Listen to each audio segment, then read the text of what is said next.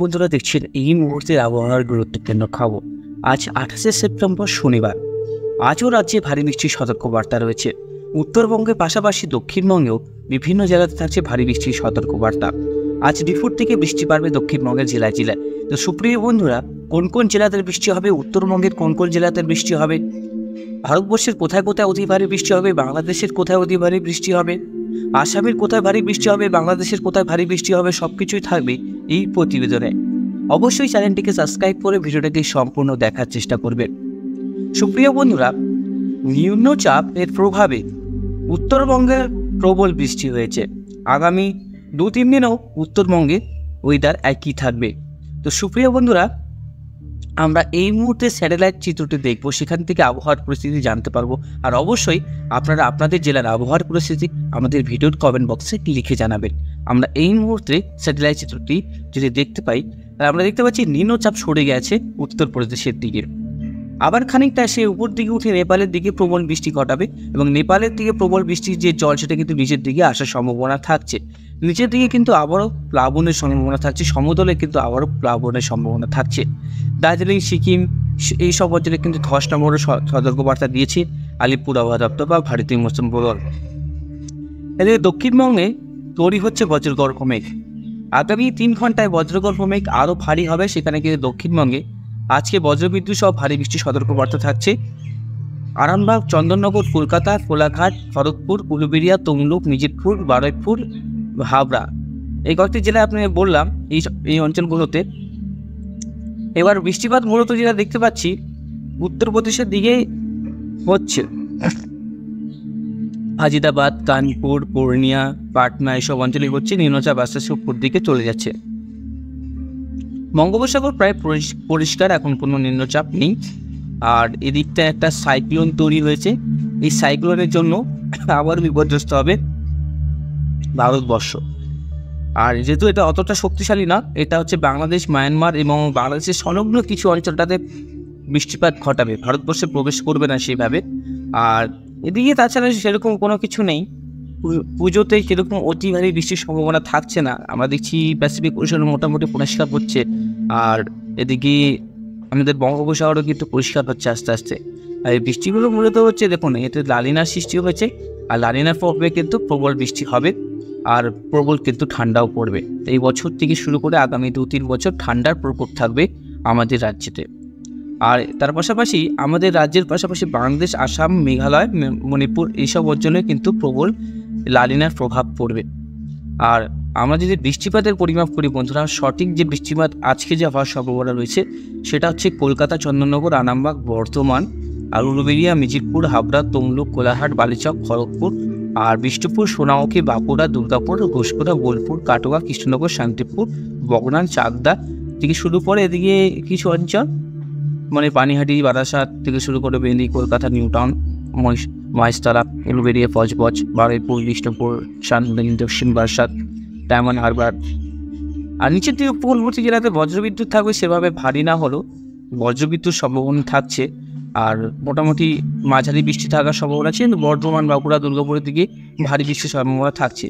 এদিকে মালদা, দিনাজপুর, করণখী, হরিশ্চন্দ্রপুর, রাজমহল, গঙ্গারামপুর, গৌররামপুর, কাটিয়ার, পূর্ণিয়া এসব অঞ্চলে ভারী বৃষ্টি থাকবে। উপর দিকে মোটামুটি হালকা বৃষ্টি থাকবে, মেঘলা আকাশ থাকবে। রাজ্য জুড়ে মেঘলা আকাশের সম্ভাবনা রয়েছে। তাছাড়া আসামে কিন্তু মোটামুটি 1 তারিখ থেকে ভারী বৃষ্টি আসছে বন্ধুরা। আসামের থেকে যারা দেখছেন, আসাম, সিলেট, শিলচর, ত্রিপুরা এবং বাংলাদেশের সিলেট বন্যা আবার সতর্কবার্তা থাকছে। ময়মনসিংহ, কিশোরগঞ্জ, লাখাই, আগরতলা, ঢাকা, কুমিল্লা, ফরিদগঞ্জ, নাহাবাগ, মতিরহাট, পিরোজপুর, সাতক্ষীরা এসব অঞ্চলে কিন্তু ভারী বৃষ্টি থাকবে।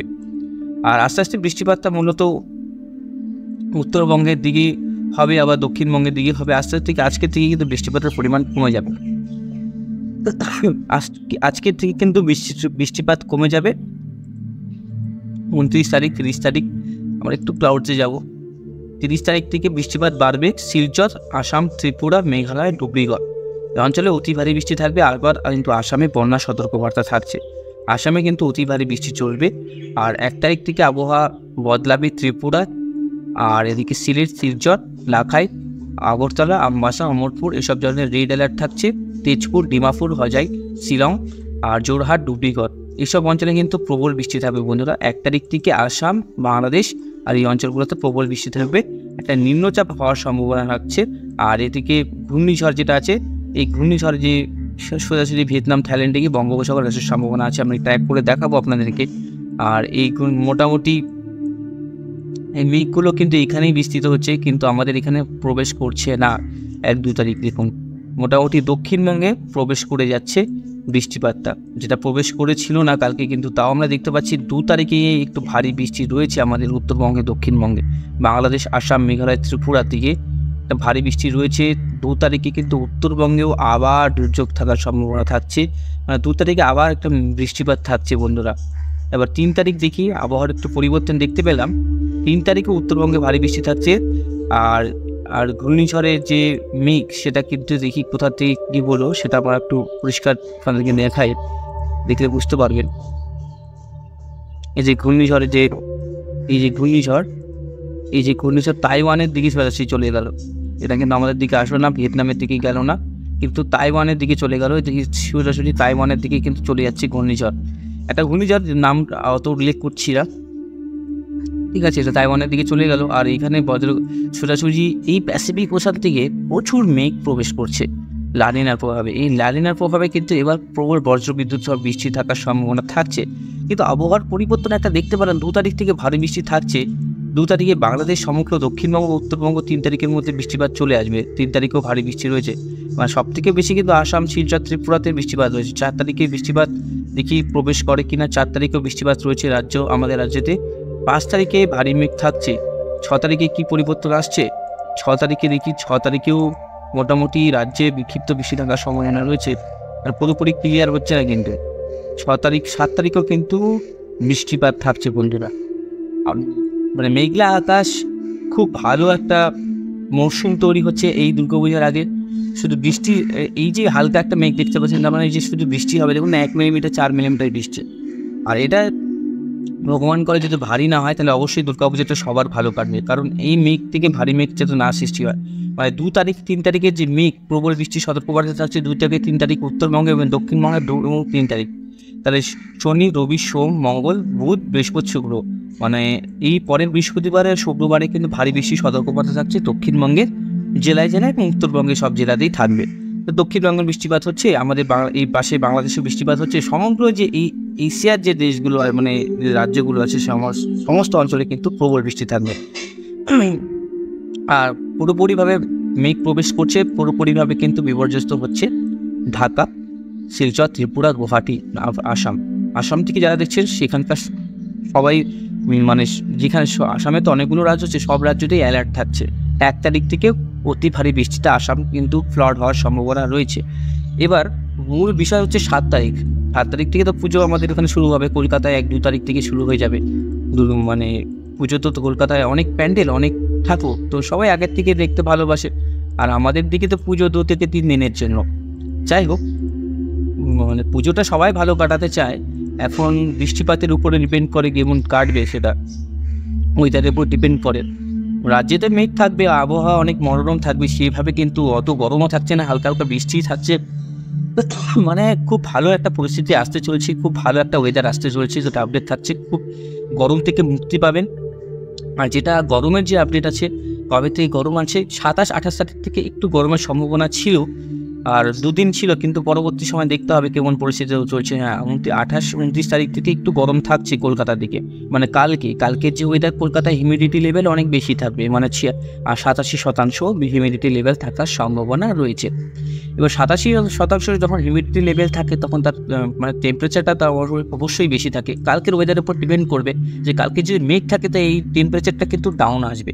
ঠিক আছে, কালকে মেঘ আছে কিন্তু সেটা আমি আপনাদেরকে দেখাচ্ছি কেমন পরিস্থিতি হতে পারে। 30 তারিখ কিন্তু কলকাতায় দেখতে পাচ্ছি খুব গরম কিন্তু পড়ছে। পশ্চিমে যে জেলাগুলো রয়েছে, কোথায় খড়গপুর, আরামবাগ, কলকাতায় দেখুন 94% ছিল, মানে কালকে কিন্তু গরম থাকছে। আর এই গরমের প্রভাবে কিন্তু আবারও মেঘ টেনে নিয়ে আসবে আমাদের প্যাসিফিক ওশান থেকে। আর উত্তরবঙ্গ কালকে গরম থাকবে। আর এদিকে মোটামুটি নর্থের দিকে একটু কম গরম থাকবে, হিউমিডিটি লেভেল প্রায় 70-65-60%, তাও কিন্তু গরম আমরা দেখতে পাচ্ছি ভালোই। গরমটা 1 তারিখ থেকে কমে যাবে, মানে 1-2 দিন তো গরম থাকেই। আবার কিন্তু 1-2 তারিখ থেকে খুব আবহাওয়া ঠিক হয়ে যাবে, আবহাওয়া পরিষ্কার হয়ে যাবে।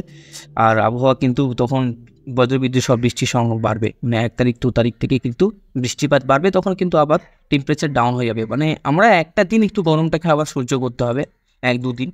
সেভাবে অতটাও গরম যেটা থাকছে সেটা মানে সাউথ বেঙ্গলে থাকছে, নর্থ বেঙ্গলে গরমটা কম থাকছে, যেমন এটা নর্থের দিকে এর থেকে ডবল পড়েছিল 2-3 দিন আগে, সেটা এখন সাউথে পড়ছে। মানে আবহাওয়াটা অনেকটাই খামখেয়ালি করছে। আবহাওয়া দপ্তরে খুব কনফিউজ হচ্ছে কী হচ্ছে ব্যাপারটা। এদিকে 96% হিউমিডিটি লেভেল, ধানবাদে দেখুন 91%। আগে কলকাতায় হিউমিডিটি লেভেল বেশি থাকছে, তাহলে কলকাতায় গরমের লেভেলটাও বেশি থাকছে। একটু ওয়েদারটা মেপে দেখাবো আপনাদেরকে। দেখুন সরাসরি 29-30 তারিখে যেটা আমরা গরমটা দেখতে পাচ্ছি, দুপুরের দিকে যে গরমটা থাকবে সেটা কত ডিগ্রি থাকার সম্ভাবনা রয়েছে, তাহলে আমরা বুঝতে পারবো। দেখুন 32, এদিকে মানে 32-33-এর ঘরে থাকবে, কিন্তু হিউমিডিটি লেভেল বেশি থাকবে, এই জন্য রেটটা আসছে। আর এর গরমটা কিন্তু প্রচণ্ড পড়ে যাচ্ছে একদিনের পরে কিন্তু মানে 1 তারিখ থেকে আবারও আবহাওয়া মানে রৌদ্রটা কিন্তু কমে আসবে। মানে আজকে শনি, রবি, সোমবার যদি গরম থাকে, মঙ্গলবার থেকে আবারও পরের মঙ্গলবার পর্যন্ত, সোমবার পর্যন্ত আবহাওয়া একদমই পরিষ্কার এসে থাকবে। মানে সেভাবে কিন্তু অত ভারী বৃষ্টি হবে না, সেভাবে কিন্তু অতটা গরমও পড়বে না, যেরকম থাকছে খুব গরমও না, খুব বেশি বৃষ্টিও না, খুব বেশি ঠান্ডাও না। ঠিক আছে, এরকম একটা পরিস্থিতি তৈরি হবে, মানে ভালো একটা ওয়েদার আসছে। এটা ভালো একটা আপডেট, আর ভালো ওয়েদার আসছে। আর সবাই কিন্তু এবার ভালোর মতনই পুজোটা কাটাতে পারবে। দেখুন 1 তারিখ থেকে দেখুন এইখানেই এই জায়গাটায় খুব বজ্রগর্ভ মেঘ তৈরি হচ্ছে, এই জায়গাটার থেকে প্রবেশ করবে আমাদের দক্ষিণবঙ্গে, মানে দক্ষিণবঙ্গে এবং উত্তরবঙ্গে, যেটা বিস্তারিত দেখাচ্ছি আপনাদেরকে। দেখুন 2 তারিখে এইভাবে আস্তে আস্তে আস্তে আস্তে মেঘটা প্রবেশ করবে।